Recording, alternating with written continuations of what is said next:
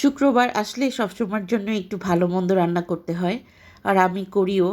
কিন্তু আজকের শুক্রবারটা কিন্তু এত সহজ ছিল না আমার জন্য। সংসারের সমস্ত কাজকর্ম করে একটু ভালো মন্দ রান্নার ব্যবস্থা করেছিলাম। তো হ্যালো বন্ধুরা, আজকে আমি তোমাদেরকে শেয়ার করব সংসারের সমস্ত কাজকর্ম এক হাতে করে আমি একটু ভালো মন্দ রান্না করেছি। তো সেটা সকালের নাস্তা যেটা করেছিলাম, নরম খিচুড়ি দিয়ে ডিম ভাজা, আর একটু যেটা ছিল আগের দিনের ধনিয়া পাতার ভর্তা। এইটা কিন্তু ভীষণ স্পেশাল খিচুড়ির সাথে। তো এটা দিয়েই আমরা মোটামুটি সকালের নাস্তাটা শেষ করে নিয়েছিলাম। তো এরপর হাজব্যান্ড বাজারে গিয়েছিল, কন্যাকে নাচের স্কুলে দিয়ে তিনি একটু বাজার করে আসছেন। তো আজকে আগে থেকে প্ল্যান ছিল যে আমরা আজকে হাঁস পোলাও খাবো, কিন্তু ঘটনা হচ্ছে আজকে আমাদের হেল্পিং হ্যান্ড আসবেন না, উনি একটু অসুস্থ। তো এর পরের ঘটনা তো আর বলার অপেক্ষা রাখে না। সংসারের সমস্ত কাজকর্ম আজকে আমাকে একা হাতে করে রান্নার জন্য সমস্ত ব্যাপার গুছিয়ে দেন রান্নাবান্নাগুলো কমপ্লিট করতে হবে। এর জন্য না খুব শর্টকাট মেনু করেছি। তো হাজব্যান্ড হচ্ছে বাজার করে ওদিক থেকে কন্যাকে নাচের স্কুল থেকে একবারে নিয়ে বাসায় এসেছেন। তো আমার কন্যা নাচের স্কুল থেকে ফিরে বাসায় একটু প্র্যাকটিস করে, মাকে একটু এন্টারটেনমেন্ট করে আর কি।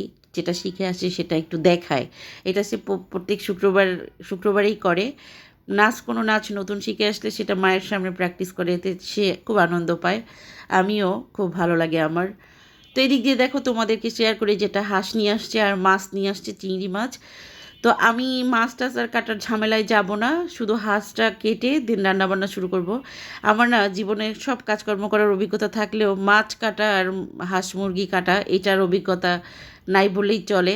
আমার এ ব্যাপারে খুবই আনাড়ি হাত। তো তারপরেও যতটুকু পেরেছি কেটে বেছে নিয়ে রান্না কিন্তু চড়াইয়ে দিছি। তো এই জন্য যেটা হয়েছে, মাংসর কাট করাটা, মানে হাঁস যে কাট করেছি ওটা কিন্তু পারফেক্ট হয় নাই।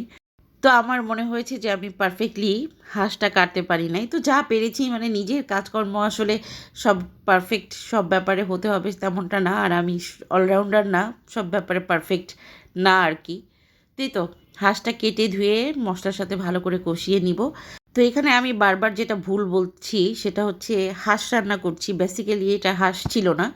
আমাদের প্ল্যান ছিল আমরা একটা হাঁস খাবো, কিন্তু আমার হাজব্যান্ড বাজার থেকে হাঁসই নিয়ে আসছে। তার এ ব্যাপারে অভিজ্ঞতা কম, তিনিও খুব বেশি বাজার ভালো করতে পারেন না। তো যাই হোক, আমরা বেসিক্যালি হাঁসই রান্না করছি। তো এই হলো ব্যাপার। তো কষিয়ে টষিয়ে দেন রান্নাবান্না করছি। এরপর আমি যেটা করব, পোলাওর চালটা ধুয়ে রেখেছিলাম, তো পাশের চুলায় বসায় দিব, কারণ গ্যাস তখন চলে আসছে। রান্নাবান্না করে নিচ্ছি দুই চুলায় দুইটা, আর বেশি রান্নাবান্নার ঝামেলায় কিন্তু যাই নাই। প্ল্যান ছিল আরও অনেক কিছু রান্নাবান্না করব, বাট নিজ হাতে কাজকর্ম করা এটা কিন্তু কঠিন একটা যুদ্ধ আমার জন্য।